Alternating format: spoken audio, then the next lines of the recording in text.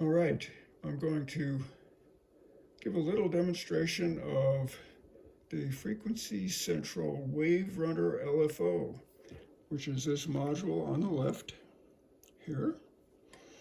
It looks a little different because I put some black knobs on instead of all white, so it'd be easier for me to tell them apart, because normally Frequency Central uses all white knobs. So this is a very inexpensive do-it-yourself LFO module. It costs about $40 for the full kit. And to demonstrate it, since it's only low frequency, I thought the easiest thing would be to make a video, because there are a lot of waveforms and it has some interesting features. So what we're looking at here on the scope, the yellow trace is the LFO out. The blue trace is the clock out. Now the clock out is a 5 volt, 0 to 5 volt square wave. And the LFO out is a manually adjustable waveform. Everything on this LFO is manually adjustable, except it has an input to synchronize with an external pulse, and I'll show you how that works. So I'm going to start out here. We're running at about 1.2 hertz, so it's a very slow LFO, and I'm sitting right now on the triangle wave. So the first thing I'm going to do is just go through the waveforms here to show you all the different waveforms. And while I'm in each one, I'll manipulate what they call distort, which is really, it's basically a skew control. So we'll go down here. So the first waveform is a falling ramp. Now if I want to distort this,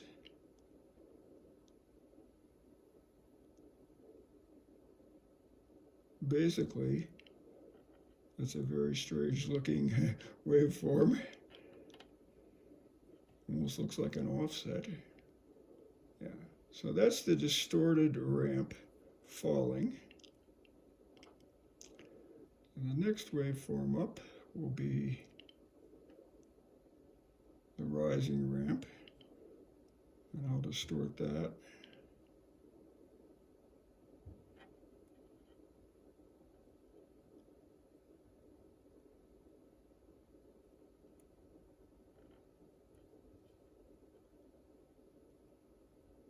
Next waveform.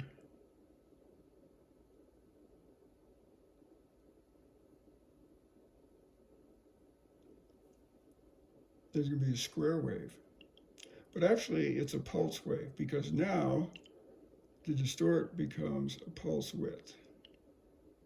So I can change the pulse width down to a very, very narrow pulse. And if I change it the other way, oops, I got out of the square wave. There we go. So there's the neural pulse.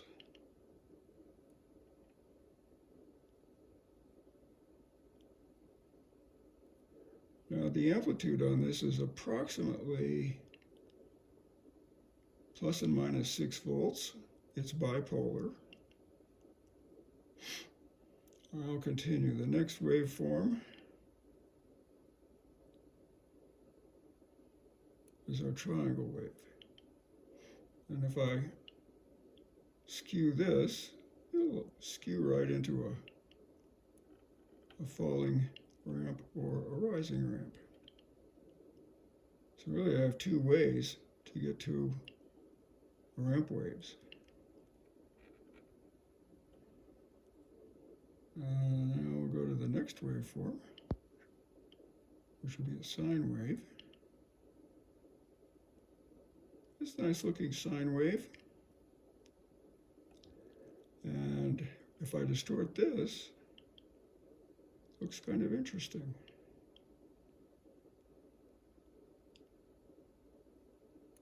And I can distort it the other way also.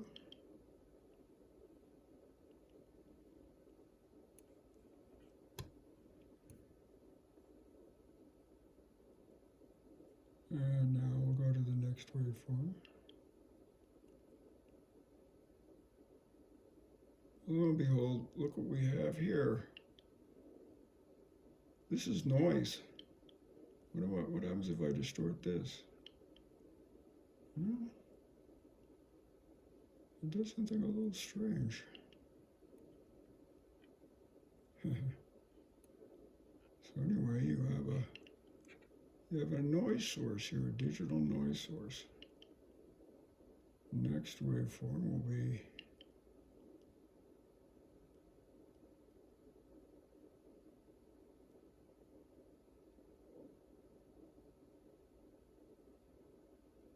this is basically a random step, like the output of a sample and hold.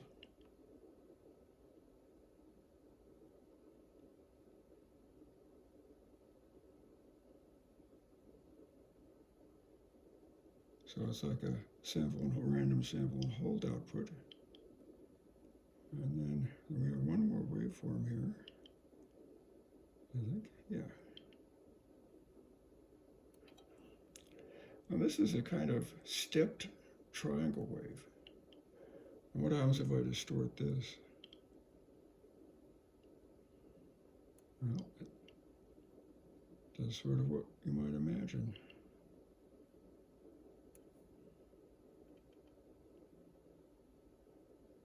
All the while, it stays at the same frequency.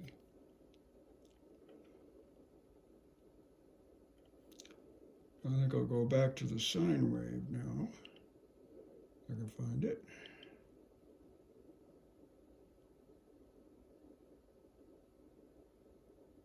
There's our sine wave. Now I'll demonstrate a couple of other features. One feature is it has an amplitude input. It's called level. And if I put a DC voltage in there, which I'm just supplying by this Buffeco ABC, so I'm just giving it a positive offset here. I can increase it back to the full level, or if I bring it down, we can decrease the amplitude. So it has an amplitude control externally. So you could put an envelope in here. Or I suppose you could put another LFO in here. If I turn it negative, it basically just goes to 0. So that's amplitude control. And now I'm going to start demonstrating frequency control.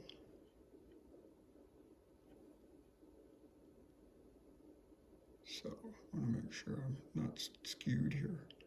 So we have two ways to control the frequency, and these are both manual. The first one is, well, we have a frequency knob, and we can turn this down. And this will go really pretty slow. There is an LED that blinks at the rate of the square wave here. So you can sort of tell how fast it's going.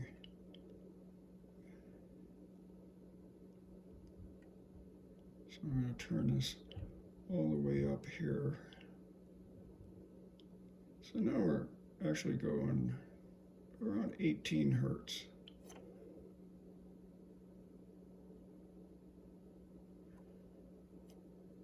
But that isn't the limit of how fast it can go, because we can multiply here. Now we're up to 25. We're up to 47. We'll go up to about 50 hertz. So the second knob here is a multiplication division factor. Actually, it can divide by 2, so if we go back to here,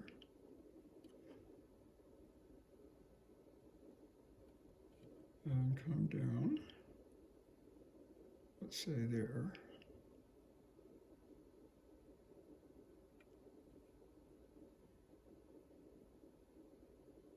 We'll just multiply it. So this is just multiples of the frequency coming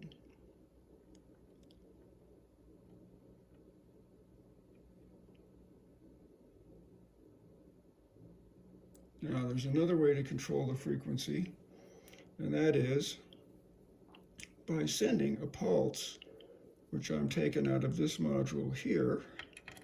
I'm going to send this pulse, which I'll show you the pulse here on the bottom. This is what it looks like. It's a very, very short little regular pulse, positive pulse. So what I'm going to do is I'm going to patch that into the sync input.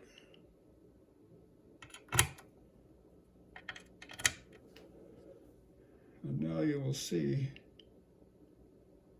it is syncing to this external pulse.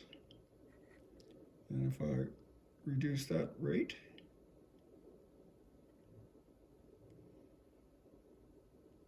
so it's taking that little pulse coming in, turning it into the square wave, and that is setting the frequency. So you can control the frequency externally with a pulse, by syncing it to an external signal.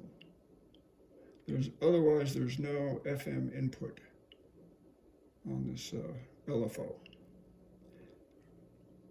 Now I'll show you something interesting. We're going here about 5 hertz. I can turn the divisor, and the divisor will impact it. So this is going to divide or multiply that incoming pulse. But the frequency knob actually has no effect.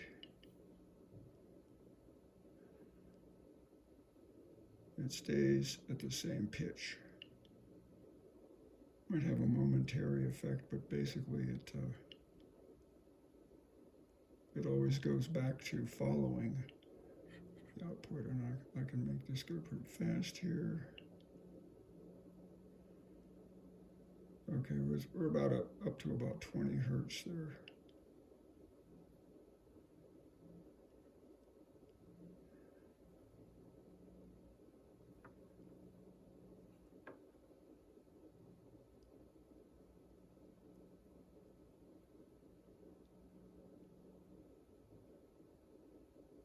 I'm triggering off the LFO output, which is why we're getting some irregularity in the pulse.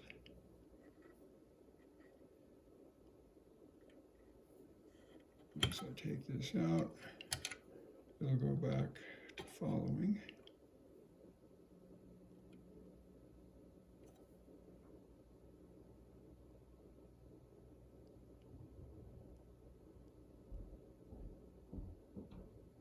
There we go.